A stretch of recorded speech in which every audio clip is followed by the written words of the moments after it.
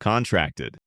She thinks she's just sick. The infection has already started spreading through her. Samantha is a young woman in Los Angeles who wakes up after a party, believing she's just hungover and dealing with a normal infection. She thinks it's something temporary, but it isn't. Her body starts breaking down, her nails fall off, her skin rots, she bleeds uncontrollably. Doctors run tests but find nothing conclusive. She keeps going outside, keeps interacting with people, keeps spreading it.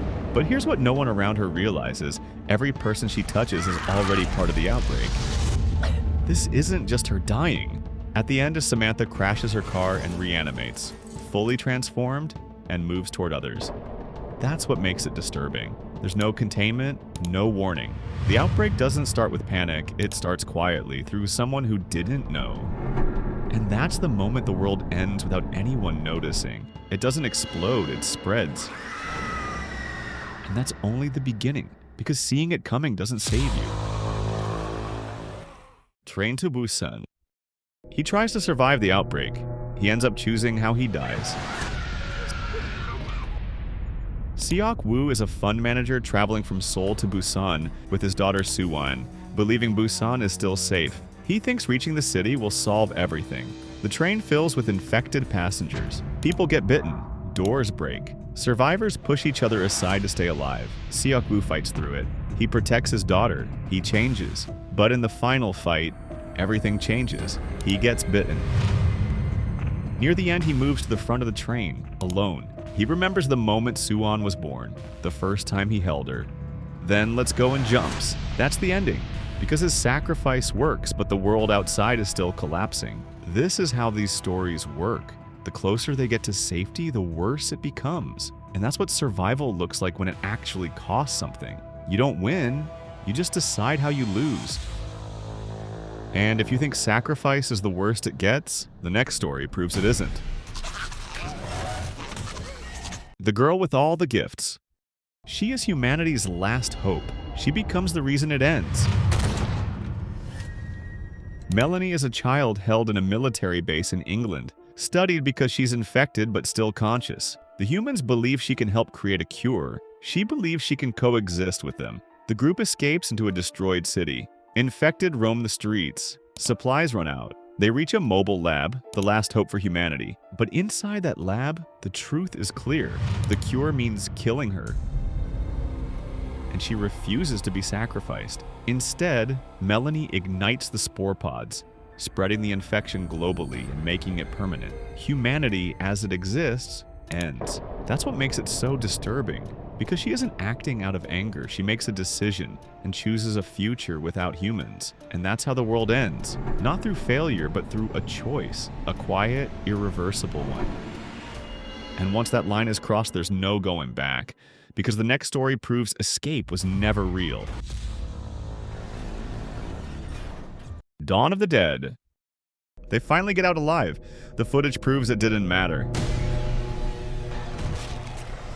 A group of survivors hides inside a shopping mall in Milwaukee, believing they've found safety. They think staying inside will protect them.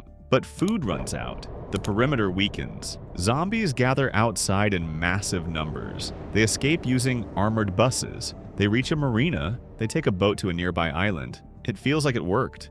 But the footage they record on the island shows something they didn't expect. Zombies are already there waiting.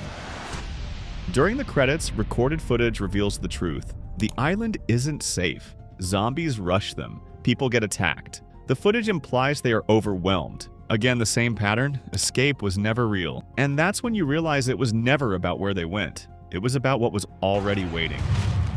And once escape fails, something worse replaces it. Because the next story removes understanding completely. Wreck. They think it's a contained infection. The truth makes it uncontrollable. Angela is a reporter filming inside an apartment building in Barcelona, believing she's covering a routine emergency. She thinks it's a contained medical situation. Residents begin attacking each other. Blood spreads. The building is sealed by authorities. No one is allowed out. They move upward, searching for answers. The attacks become more violent. The infected move faster. But in the attic, everything changes. This isn't an infection. The infection is linked to a possession that evolved into an infection. At the top floor, Angela is dragged into darkness by something unseen, while the camera continues recording in night vision. No music, no rescue, just movement in the dark. And that's when fear stops needing logic. It just exists, and it spreads anyway. And when you can't explain it, you can't control it. But the next story changes what the monster is. I Am Legend. He believes he's the last human alive. He realizes he's been the threat all along. Robert Neville lives in New York, believing he's the last human alive. He thinks the infected are mindless creatures and that he's close to curing them. He captures one for experimentation. He runs tests. He searches for a solution, but the infected don't behave randomly. They watch him. They set traps. But when the infected surround his home, they're not there to kill him. They're there to get her back. The infected come to rescue the one he captured. They hold back when he returns her. They don't attack. They take her back and leave. That's the moment everything changes. Because they're not mindless. They're organized. They feel. And he realizes he was the one they feared. And that's when the roles collapse completely. The line was never where he thought it was. And once that line disappears, something worse takes its place. Because the next story removes restraint completely. The sadness. It looks like a virus outbreak. It turns out to be something much worse. Jim is in Taipei trying to survive what he believes is a fast-spreading disease outbreak. He thinks it's just another infection, but it isn't. People begin attacking others in the street. Cars crash, victims are tortured, the infected speak, laugh, and act with intention.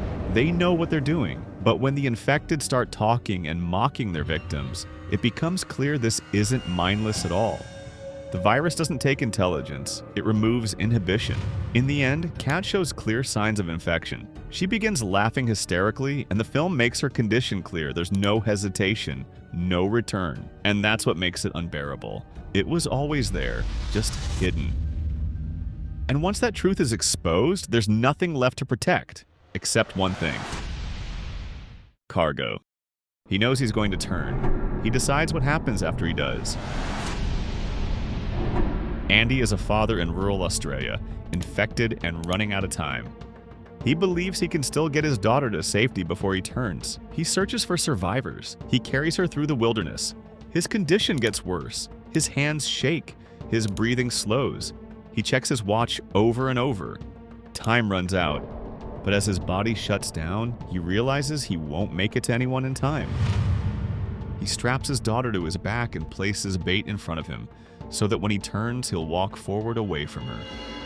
He becomes a moving carrier. He walks, slowly, uncontrolled, through empty land, through silence. Eventually, someone finds her, because this isn't survival, it's preparation for loss. And that's what remains at the very end. Not hope, just what you leave behind.